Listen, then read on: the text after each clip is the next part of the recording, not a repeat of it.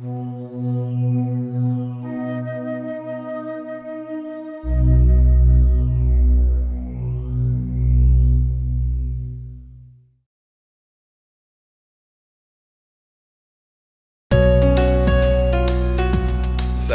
say amen. And so, well, why would I be warm and fuzzy on a day like this? Because of the presence of God. Somebody say amen. God does not intend for you to be left in the dark or in the cold. Amen. This morning we're going to talk for a few minutes on this subject taken from Genesis 1 and 3, where God said, "Let there be light," and there was light. Somebody say amen. So we are approaching the new year. This is the first Sunday of the new year. For some, it's the first ray of light they've had since New Year's Eve. Amen. Well, a lot of darkness covered the earth as people celebrated in revelry. But I want to ask you today to consider for a moment the powerful phrase of "let there be light." Some of you have been in the hospital over the last few days of the preceding year, and there was sickness in the room. And I've gone in the hospital rooms and where they've drawn the curtains, and there's a little pale over the room, and a quiet and a darkness seem to cover and hover over everything. And in that darkness, you can feel the low spirits, where people are not happy, they're not sad. They seem to be in some degree of consternation as to what is going to happen. They seem to sense the inevitable, that their death is standing there at the door. And every image that we have of death, it seems that he comes under the cover of darkness. Whether that's actual physical darkness or whether it's a darkness in our spirit. There are situations where it may be as bright as day, but we are living in a darkness. I had a brother on Facebook say to me, "How is it that we have 200,000 homeless and 350,000 churches?" I don't know whether you've ever slept under a bridge or had to huddle together in a cardboard box. But when night comes, it seems like cold comes over the planet like death itself, with creepy, gripping hands that cover you and hover over you, where cold just seeps into your body and goes down to your bones. Where you are in the midst of darkness, in the deepest part of the night, when cold, freezing cold, is gripping you in the grip of death. And somehow you can't wait until the light of day, when morning comes. Maybe you spent the holidays with your family, your extended family, your relatives, your cousins, your brothers, your sisters, your mother, your father. And you were there, and it seems that joy permeated the place until you got to that moment where you faced that relative, and it seems like the whole place went dark. The disagreement that you've had with this relative has been going on for years. And there's a sore part of you that just aches every time you confront one another. They say those things that hurt you and put you in that dark place where you can't seem to grow, can't seem to prosper. They bring up your past. They bring up your mistakes. And darkness from the past seems to creep up and just cover your spirit. Darkness. It's on every hand, even in the political arena. I don't know what party you're for, what group you associate with, but when that party loses, there's a day after your term ended and the day the next term begins. And that period between terms is like a darkness. That's the day when all the political appointments have to leave their jobs. You'll see them cleaning out their desks, moving their cars, giving up their parking space, And those who are coming in seem to be coming in the light. But there under the cover of darkness, you're slipping out in the parking lot, loading your truck to get out of town. It's not only a physical darkness, but it's a darkness in your spirit, where losing and loss just takes your spirit into a place of distress and despair. But we, as Christians, take comfort in one expression. And God said, let there be light. No matter how dark the situation, no matter how hopeless it seems, that when you announce and declare yourself a Christian, that there's a power beyond circumstance. There's a power beyond your relatives, beyond the deathbed. There's a power beyond the physical condition. And there's even a power in your body that's beyond sickness and health. There's a power in the Word of God that's beyond the temperature. Everybody has a temperature on their mind. They tell me there's a bomb cyclone going up the East Coast.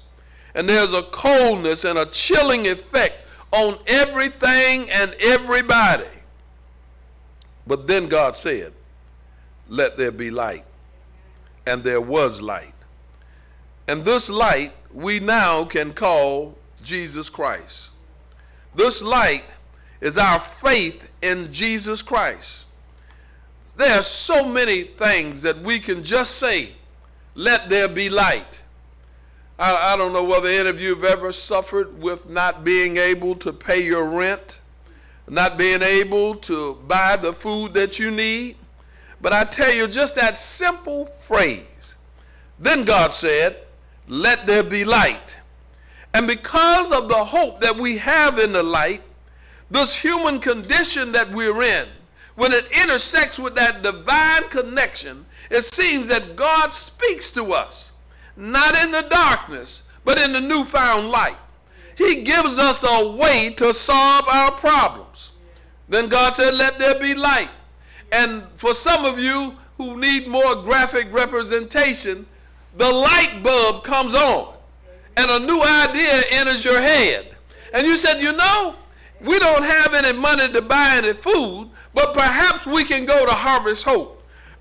When you're sitting outside, we don't have a place to stay, but maybe we can go to Transition, because Jesus is the light of the world. There was somebody who got up this morning out of a warm bed, somebody who got up with enough food in the refrigerator. There's somebody who got up with money in their pocket. But because God said, let there be light, that person, being a part of the body of Christ, looked out and saw that every place that they looked, there was not light. When they looked at the homeless, there was not light. They looked at the hungry, there was not light. They looked at those incarcerated and not light. But then they said, I am the light of Christ. And because he has compelled me to shine, let this light that's within me, let it shine to give hope to those who have no hope. And so God is waking up someone every morning. He's making a provision and preparation every morning that his people are on the case every day that there might be light in the world. I don't know whether you've ever considered what's going on in Syria, what's going on in the Congo, in Burundi, in Malawi, what's going on even in Liberia as they have a change of government. But then God said, let there be light. And where there was hopeless tribal conflict, where there was governments who were oppressive and began to put the heel on the neck of that simple phrase, that God said, let there be light, let there be understanding, let there be communication, let all of the things that were done in darkness, let the light clear them up. We have hope because he is the light of day. There's yet a light that we can all work by, we can all think by. I didn't really appreciate the light until this last trip in Africa, where we were out in the rural areas where there was no electricity. There is something about darkness that it covers everything. Darkness covers everything. And you don't know darkness until you're in a place where there's no light. One night we was there when the skies were overcast and even the moon could not be seen.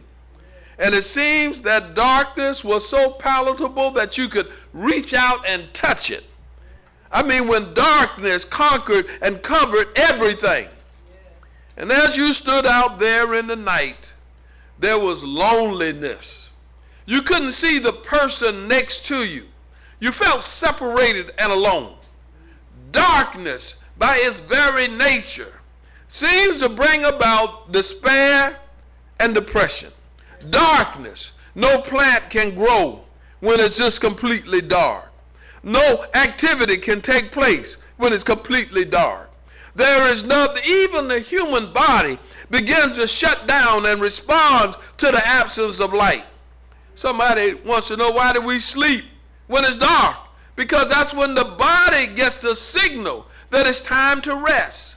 There is no creative activity in the middle of darkness.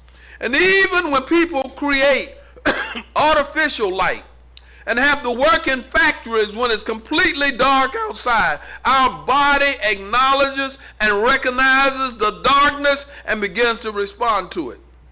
But as a Christian, we have hope today, because our God said, let there be light. Let there be light in the hospitals. Let every Christian spend some time visiting those who are under the weather in hospital. Let there be light. In the times when the family is in turmoil and trouble, and when brothers and sisters are at each other's throat, let there be light.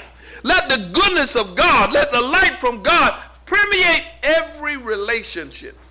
And for nations, for Burundi, Malawi, for Uganda, for Ethiopia, for Liberia, for all those where brothers have turned against each other, and they've come under the darkness of anxiety, consternation, and just downright murder and death. Let every Christian there put aside past tribal conflicts and speak the word that God gave us. Let there be light. Let there be light in our discussions. Let there be light in our relationship. And even in the United Nations, where the representatives from all the countries, from around the world, let us come under the shade of darkness and come into the light. Let us put Christ first. Let's live up the values, the morals, the commitment that we have to Christ, that we will suffer, turn the other cheek, so that there might be peace. Let there be light. When God said it, he meant it. And when God saw the light, he saw that it was good. And then God divided the light from the darkness. When we let the light shine in the United Nations, it will not be their intellect, their discussion, their persuasive powers that will bring peace. It will be the light of God, and God will separate those evil from those that are right, and he will bring about peace. You made a commitment to us. He made a commitment that the light would come into the world.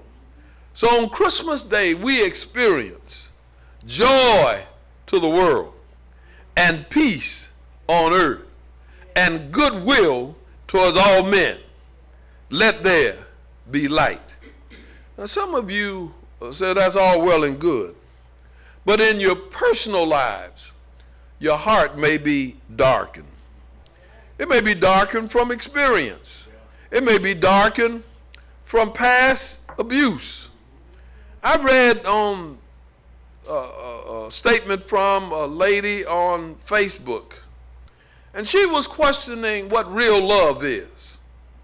She said, love shouldn't have you at the window all night long looking for your husband to come home. Love shouldn't have your husband calling you every manner of name. Hallelujah. Every manner of name that you weren't made to be. Love shouldn't have you doing without because your spouse is taking everything within and took it without you. Hallelujah. And I began to look at the things that she was saying. She wasn't talking about love. She was talking about the absence of light. She was at the window, but not in the daytime, but in the nighttime. She was looking out of the window that what she couldn't even see because darkness covered everything. It was so dark, in fact, that it was not only dark on the outside, it was dark on the inside.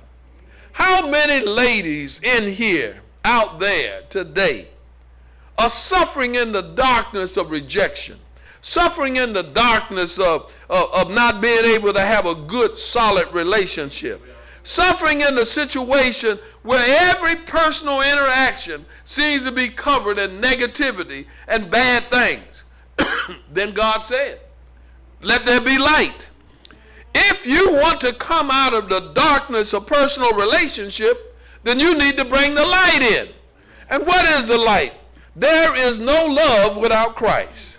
There is no relationship without Christ. There is nothing good that can happen without Jesus Christ.